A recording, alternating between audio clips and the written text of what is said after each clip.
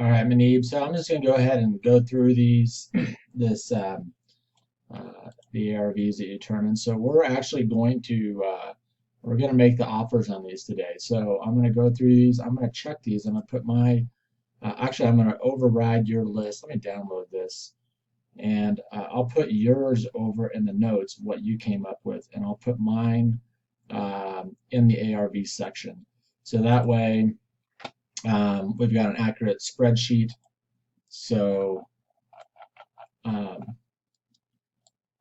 yeah, so that way we have the actual offer you're going to make, but you can see in your notes what you did, and you can through this video I'll show you how I come up with my values and what I think you did, and this is how you're going to get better is when we actually just throw you in the fire and have you just start um, doing them and working through them. So now, one thing before we get started, when you make offers, um, once you're done making the offers, I want you to copy and paste those and put those into this this working database spreadsheet. So this is every uh, uh, property that we've made offers on, or some that they're grayed out we didn't make offers on, but we know for some reason we didn't because we graded out. So once you're done making offers, copy and paste it and put it into the database. So let's go ahead and get started on the first one. So I'll be dragging stuff back and forth here and showing you what's going on. Um, I'm going to get over here. So here's our first one. And honestly, I don't even know how this made it into our sheet. Maybe I accidentally checked it, but this is pretty nice. I wouldn't even bother making an offer on this. The only thing was the appliances are old, but these are newer cabinets. It's pretty well done in here. Actually, this cabinet's a little bit beat up, but it's still borderline. I don't know, maybe a little bit. So I'm gonna go ahead and take a look at the value anyways, just because we you already did the ARV on it. But if you see something in there that you're like, Brian, I don't think we should make an offer on this. It's too nice. I mean, go ahead. I mean, I'm not the really banged up properties are really obvious to us, right? And so so those are really obvious to us. But if it's on the edge, and I don't want you spending a lot of time making a lot of offers on really decent properties that we have such a low chance of getting. But once in a while, if you see something that you're making an offer on, fine, that's fine. But let's not make a huge habit of it. So, but that's on me. I don't even know how I got it in there because I built that spreadsheet. So. Anyways, I'm going to pause this. I'm going to be pausing this, looking at the stuff, and then jumping back on and just kind of going over what I see that you've done, and give you high fives on the ones that you did well on, and I'm going to critique the ones that you didn't do so well on, and that's how you're going to learn. So I'll be back here in a sec. All right, so the first one, you got an A plus on it. List price 425. You came up with a 465 rehab. And here's your comp property. You got this 460 over here that is pretty nice, but it still has the black appliances and a little bit older kitchen. So I see where you grab this comp over here at 360 or 465 that is really nice inside. So this one, definitely look at that kitchen, look at those cabinets, really nice. They did a nice job with a backsplash even up top. So well done. So that one you get an A plus on. I do want to point something out though. When you're in these complexes and you're looking for comps, pay attention to the actives, because immediately this 409 caught my eye, right? Because it's a little bit bigger. It's almost 20,000 less. Just take a peek at it. I mean, you're already in the complex making offers. You might as well, and you're doing the work, and you already determined like what the values are going to be in this area. You might as well capture all the actives in there that make sense, that need some work. This one definitely is pretty dated, right? That's why it's a 409. They might be willing to take a lower offer. So when you see something like that, just pay attention to these There's this other one. This is a much smaller one. So maybe we may offer a little bit less without even, if it's beat up inside, which this one isn't. So I would just leave it alone. It's already pretty nice inside. But if it's beat up inside, just start throwing some offers at them. So anyways, so this one, um, this 409, just check it, go down here and you do an export and you do the full export, export, boom, and open this up, control all, copy, put this in your spreadsheet. I mean, it's so easy. You've already done all the hard work, so you might as well capture another property here. So we already know 465 is our number. So we're going to be throwing two offers. It doubles our odds that we might get something in there. So now we're going to be throwing two offers in that complex at 337.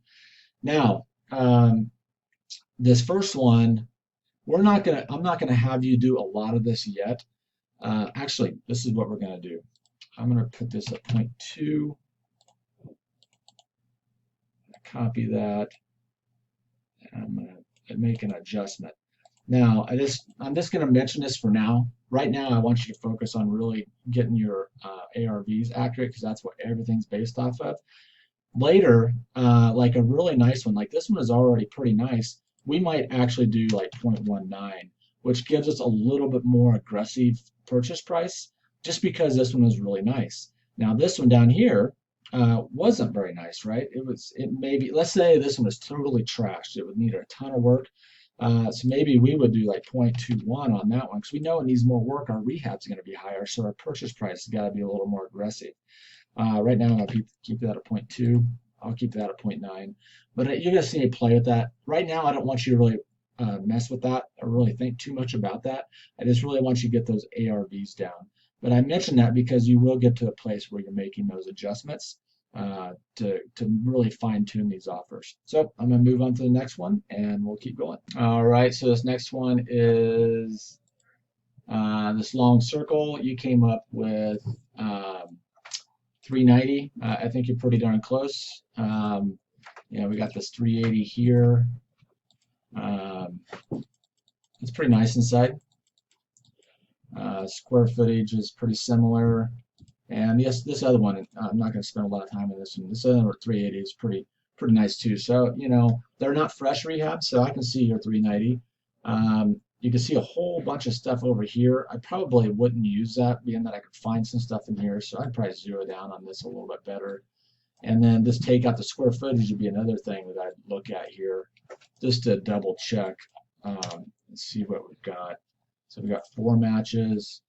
Just take a look at square foot, 23, so 16. It's at 310, 380. So we're kind of in this, 380 range. So just so you see my criteria, I went a year back. Did condo, multifamily, and townhouse. With some multifamily, actually these should be labeled as townhouses, but agents mislist these things all the time. So you gotta just kind of click all these. We just want to make sure we get the single family out of there. And so I'm constantly, first I'll take a look at the square footage range here. I'll use that as a, put in a square footage range and see what I come up with. And then a lot of times I want to get specific to the complex, I'll really zero down on it and just take out the square footage, go, sometimes I even go a year and a half back just to see if I can find something in there. Because sometimes these complexes might be vastly different in values from one to the next, just based on the HOAs or something else going on. So you really want to try your best to find stuff in there, which we did here. You came up with this 390. I don't have a problem with that. Let's just, I would give that a solid A. So let's move on to the next one. All right, so this next one is this 123 8th Street. I'll just say up front before even looking at yours, these downtown ones. So just to kind of give you a rundown of Denver, this is downtown. This is downtown right here. So this downtown area is old. It's kind of difficult to comp things in there. I don't do a lot of work downtown, but we'll run across some stuff from time to time down there. But the stuff is usually very expensive there. Kind of give you an idea, this Dayton and Colfax area is a very depressed area. This area over here is very depressed, meaning that it's very poor. Montbello is kind of depressed. Commerce City is kind of depressed, so you see a lot of lower price homes there. And then down in Littleton, it's a much more affluent area. Castle Rock, Castle Pines, this is where a lot of Denver Broncos players live. And then Castle Rock, Pinery, all this stuff is very affluent. South Denver, I guess I should say, is very affluent, very well off. Up here in Stapleton is very, very well off. The Highlands right here is a very affluent area as well. So just to kind of give you a quick rundown of Denver, I really haven't done that. It's just nice to know kind of a brief overview of the city. So we got 400. So I just had so many results. I started zeroing down, so it's much more manageable. I had like 400 results, so I started taking my map and I started dragging it in a little bit more so I can get something a little bit more manageable to look at. So you came up with, let's take a peek here. You come up 485. So let me take a look at this and I'll come back to you. All right, so this next one, 8th Street, actually, I'm very impressed what you did here. So here's our property right here. Let's get this thing. Let's get this checked out so we know what we're looking at. So I like the fact that you didn't just jump to these 600,000s because these aren't very good comps. These are high rises, completely different than the row house that you're looking at, right? So I like the fact that you just didn't jump to, the highest solds and try to comp it to that because that wouldn't have been the right way to do it. What you did do is that you tried to find something that was pretty comparable because this is a row house. So pulling that up, you can see that it's like one big building with row house, townhouses, however you want to call it. But these are like these old-fashioned row houses built in the 1900s. So trying to comp those to high-rise buildings in here just isn't going to work. So you found this 480 down here. That is pretty nice. It's also a row house, and I would agree with that. I think overall that's the comp I would use. These are also row houses, and that one's pretty nice. And so you went, looks like they went 455, so 480. What did you come in at? You came in at 485. Yeah, I think that's great. So I'll give you an A plus on that one as well. With that said, this area town, I probably wouldn't look at the actives as much just because I don't really do a lot of business down here. And these take a lot of time to comp out when you get in downtown. So I'm glad that you're able to do it. That's really good, but I'm not going to look at these other actives in this part of town. So you'll get a feel for that as you move on. But for the most part, we don't do a lot of stuff downtown. If you run across stuff like this one that comps out, yeah, absolutely, let's go for it. But I wouldn't look at the actives. So anyways, I'm going to keep going, and so far so good. All right, so this next one is 3848 South Indica. It looks like it went expired. I don't know if it expired when you looked it up. But let's go ahead and throw an offer at it. Expireds are good to throw an offer at. What that means is that agent contract is run up with those buyers or those sellers, and he's no longer listing that property. But if we go ahead and send him an offer, maybe the sellers are tired and they just want to get something done, and they renegotiate something with that agent, and they put something together with us. So it's fine to go ahead and send out to expireds and see if we can get something. So.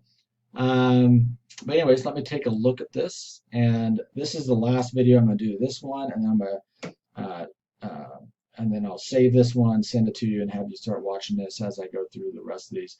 I don't know if I'm going to be able to get through all of these today, but based on what I'm seeing so far, I may not need to because you're doing a pretty good job of comping these out. So I'll take a look at this one and get back to you. All right, so this Indica property, these I don't spend a lot of time on them just because there's no comps. So you come up 450, it's at 399. Here's going to be our struggle with this one, is me going to try to sell this thing when there's no comps even in the area. I mean, I've got this thing at a year out, condo, multifamily, townhouse, no square footage. There's just nothing around it. And then we got these 700s, and then you got these little condos over here, and you got this one sold down here. These, don't even bother with it, because even if we did get it under contract, I have no comps to show any investors that there's anything going on. So That one, let's just gray it out. So I can't even find the 450 that you came up with. My guess is if maybe I go out and maybe I go further out or something like that. You found something that works.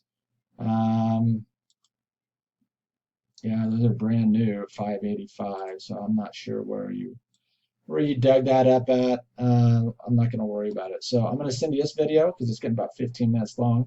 Try to break these up, and then I'm going to keep going through the rest of, or some more of these anyways.